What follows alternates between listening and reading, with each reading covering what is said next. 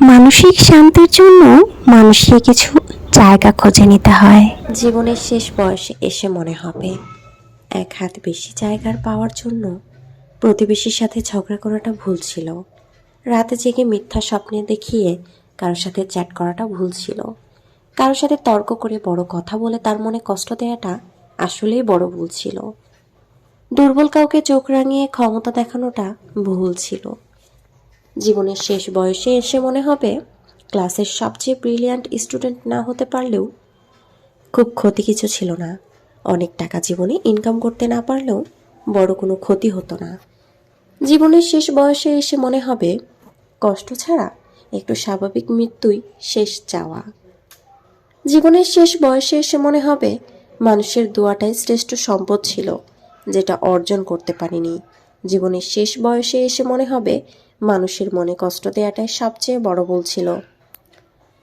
শেষ বয়সে শ্বাসকষ্টে আটকে থাকা নিঃশ্বাস নিতে পারার কষ্টে শুধু মানুষের দোয়াটাই শ্রেষ্ঠ সম্পদ মনে হবে। আসুন সকলে লোভ, হিংসা, অহংকার পরিহার করে সুষ্ঠু জীবনযাপন করি এবং সবাই ইসলামের পথে চলার চেষ্টা করি এবং 5 ওয়াক্ত নামাজ পড়ি। এগুলো শুধু কথার বাণী নয়, এই প্রতিটি কথা আমি আপনি সবাইকে মেনে চলতে হবে। এক হাত মাটির জন্য কিংবা জায়গার জন্য কখনোই এত বেশি করবেন না যত বেশি করার পর উপরওয়ালা আপনার উপর অনেক বেশি নারাজ হয়ে যায়।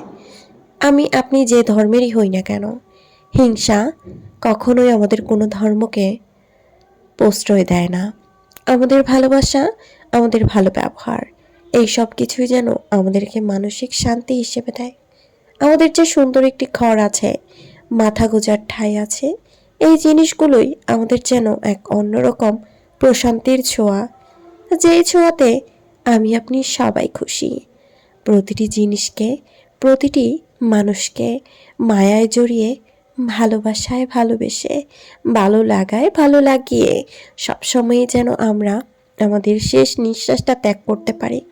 এ জীবন কিছুই না, এই যে ঘরের প্রতিটি জিনিস, প্রতিটি মায়া, এই যেন এক অন্যরকম শান্তির ছোঁয়া, যা আমাদের সবাইকে অনেক বেশি মায়া এবং বাস্তবতায় আটকে দেয়। কিন্তু বিশ্বাস করেন, এই সব কিছু ছেড়ে আমাদেরকে চলে যেতে হবে। যে মানুষকে আমি সব থেকে বেশি ভালোবাসবো কিংবা যাকে সব থেকে বেশি কাছে টানবো, তাকেও রেখে একদিন ওপারে চলে যেতে হবে। আর ঠিক সেই মায়া এবং মমতায়, সেই ভালোবাসাই যেন আমাদের রেখে চলে যেতে হবে। সেখানে হিংসা, অহংকার কিংবা অন্যরূপ কথা কিংবা ক্ষমতা কোনোটাই আমাদের সাথে যাবে না।